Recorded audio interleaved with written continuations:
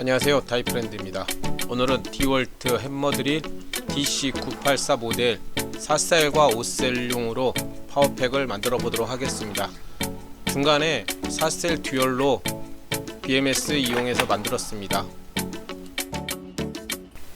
의외로 배터리를 많이 만져서 자주 리필을 할 거라고 생각들 하시는데 귀차니즘으로 인하여 자주 하지를 않고 거의 안 한다고 보시면 됩니다. 이번 영상에서 사용할 배터리는 LG HE2 최대 방전율 20A짜리로 작업을 할 겁니다.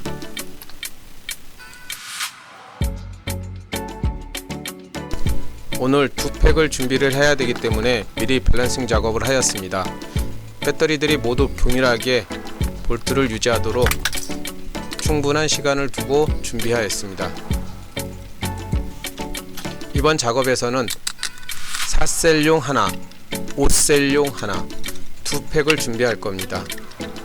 5셀용은 본 임팩 드릴의 주인이신 분의 부탁으로 진행을 하게 됐고, 4셀은 임의로 하나 더 추가하기로 하였습니다. 4셀 작업했을 때에는 보호회로에서 출력과 충전을 모두 할 수 있도록 설계했습니다. 즉 배터리에서 직결로 하지 않았다는 것입니다.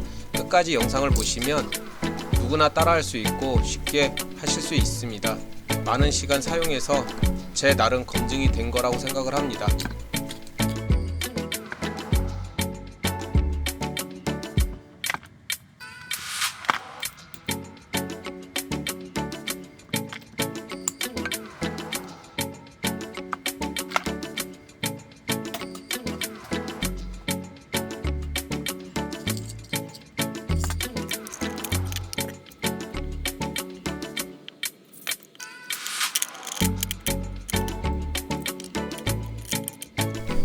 셀 팩의 구성은 이미지와 같이 구성을 하려고 합니다. 이미지와 같이 자리를 빼고는 도저히 자리가 나오질 않습니다.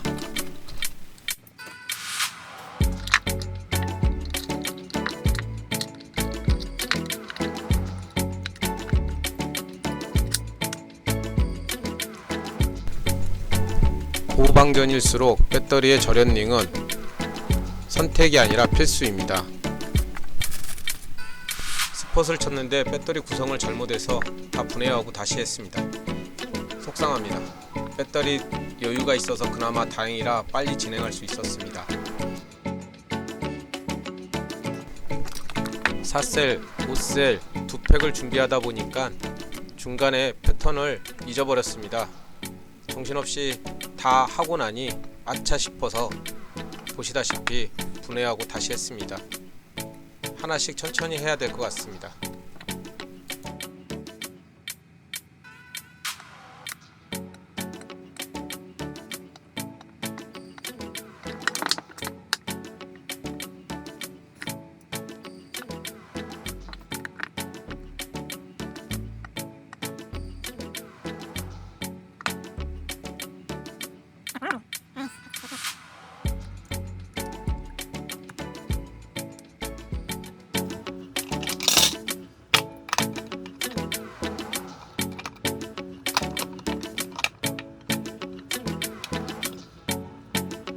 셀용입니다.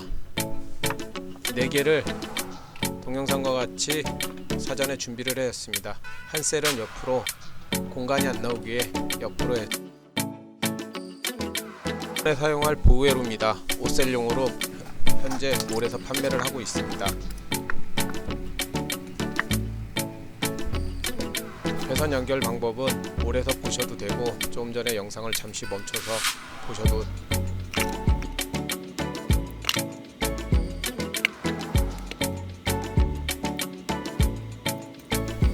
임팩 계열들의 배터리들이 고출력을 씁니다. 그래서 스폿을 칠 때나 아니면 전선으로 사용하실 때 항상 충분히 여유있게 계산을 해서 하셔야 된다는 걸 명심하셔야 됩니다. 중간에 하시다 보면 저는 직결로 연결했는데도 왜 잘 안되지요? 이런 말씀들을 많이 하세요. 그래가지고 그 원인을 찾아보면 너무 얇은 선, 너무 얇은 니켈 같은 걸로 사용합니다. 그래서 그런 부분들은 조금 하시면서 경험이 아니라 주위 분들이 이렇게 사용합니다 라고 해서 그거는 많이 참고를 하시면 좋습니다.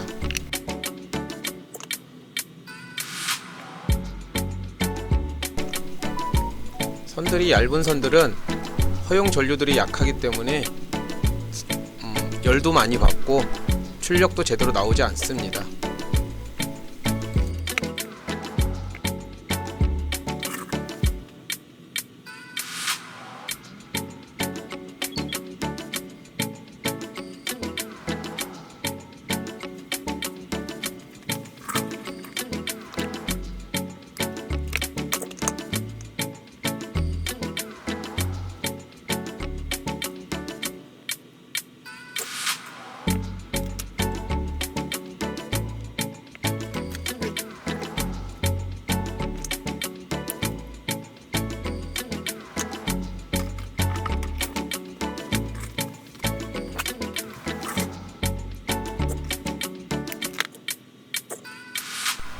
배터리 팩들 제작할 때 가장 오래 걸리는 부분들이 이 마무리 작업들이에요. 마무리를 얼마만큼 잘하느냐 빨리 하느냐가 이제 그 숙련도의 차이인 것 같아요.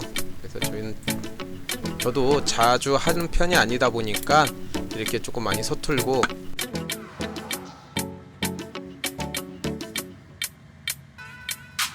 그리고 제작하실 때 꼭 그 밸런싱 단자들은 꼭 확인을 하세요. 이렇게 자주 하는 저희도 이렇게 실수를 합니다. 그래서 이게 머릿속에서 이렇게 되겠지 라고 생각을 했는데 막상 하다 보면 실수로 이렇게 다시 해야 되거나 아니면 잘못되면 보호회로가 망가지는 경우도 있어요. 그래서 이런 거는 꼭 한 번씩 도면을 보셔가지고 보시는 게 좋습니다. 그건 초보 티내는 게 아니고요. 선무당이 사람 잡고 원숭이가 나무에서 떨어진다는 말처럼 이거는 무조건 확인을 한다라고 생각을 하시면 돼요.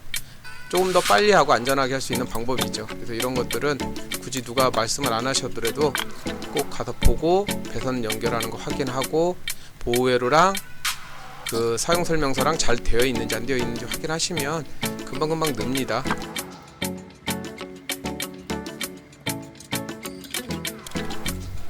사셀용으로 사용할 보호회로는 중고로 많이 돌아다니는 모델입니다. 저는 처음에는 컨덴서를 사용해서 충분히 가능할 거라 생각해가지고 한 셀로 시작을 했습니다. 근데 결국 마지막에 가보니 좀 안 돼서 중간에 선회를 했습니다. 똑같은 보호회로 2개를 이용해서 병렬로 진행을 했고요. 최종적으로 확인 결과 아주 잘 작동하고 무리도 없고 열도 안 난다는 것까지 확인했습니다. 이번 영상에서 가장 큰 소득은 이건 것 같습니다. 물론 자리가 남으면, 자리가 여유가 있다면 충분히 고려도 한번 해보실 만한 사항입니다. 저는 리필을 하면서 직결로 연결하지 않고요, 이렇게 항상 듀얼로 자리를 잡아가지고 지금까지 계속 사용해봤습니다.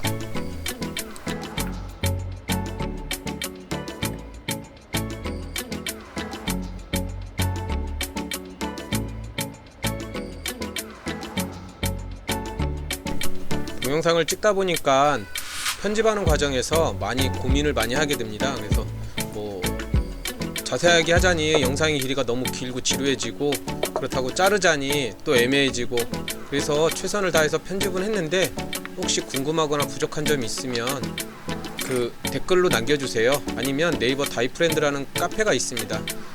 회원 수는 많지는 않지만 초보분들이 글을 올리면 아마 많은 분이 도움을 주실 거예요. 그리고 궁금하면 물어보셔야 됩니다. 다이프렌드는 사람이 많지는 않지만 그래도 누군가가 물어봤을 때 많은 도움을 주려고 노력들을 하세요. 되게 좋은 회원분들이 많으셔가지고요. 물론 다 좋습니다. 근데 초보였을 때 그 느낌을 아셔서 그런지 많이들 도와주시려고 하고 있어요. 이런 것도 몰라가 아니라 모르니까 물어보셔야 되는 거예요. 이런 것도 모르는 남들이 욕할까 걱정하지 마세요. 걱정하지 마시고 쉽게 도전한다 생각하지 마시고요. 안전하게 아는 것도 물어가라라고 저는 그렇게 말씀들을 하세요. 그리고 지금 보면 조금 더 추가 보강을 했어요. 밸런싱 단자를 하면서 추가로 좀 한 줄 더 해서 약간 허용 전력을 좀 더 높게 하려고 합니다. 저렇게 하면 니켈이나 니켈 단자에서 열이 많이 줄어요. 그러다 보면 배터리도 데미지가 많이 안 받고요. 그래도 좀 더 안전하고 건강한 배터리를 만날 수 있고 건강하게 사용할 수 있습니다.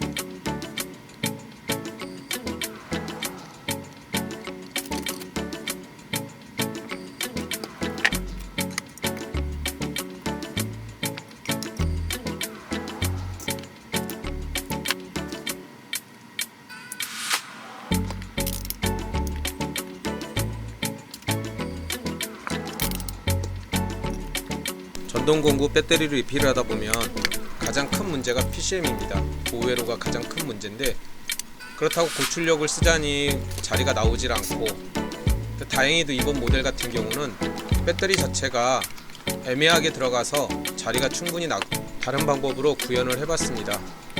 새로운 건 아니고요, 많이들 하시는 방법인데 많이 알려지지 않아서 이렇게 시작을 해봤습니다. 똑같은 PCM 두 개를 병렬로 묶어서 출력을 2배로 낼 수 있도록 설계를 했고요. 지금까지 제가 사용하면서 한 번도 오류나 문제 생긴 적이 없습니다. 그래서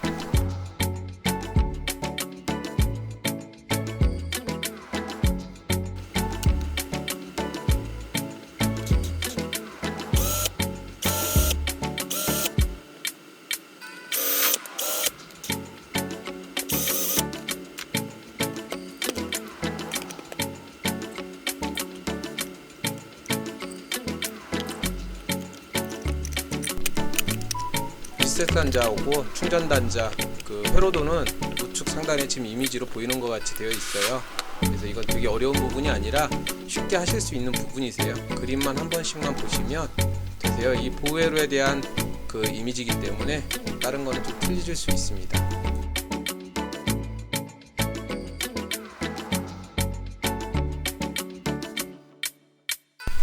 이번에 사용한 PCB는 중고를 사용했어요. 그래서 보통 청소기용이나 이런 쪽에서 많이 들어가는데 요게 출력이 높지는 않습니다. 그래서 저 같은 경우는 콘덴서를 사용해서 조금 더 높여듣긴 했는데, 그래도 스타트 할 때 천천히 시작하고 부하 받을 때도 사용하는데 문제 없더라고요.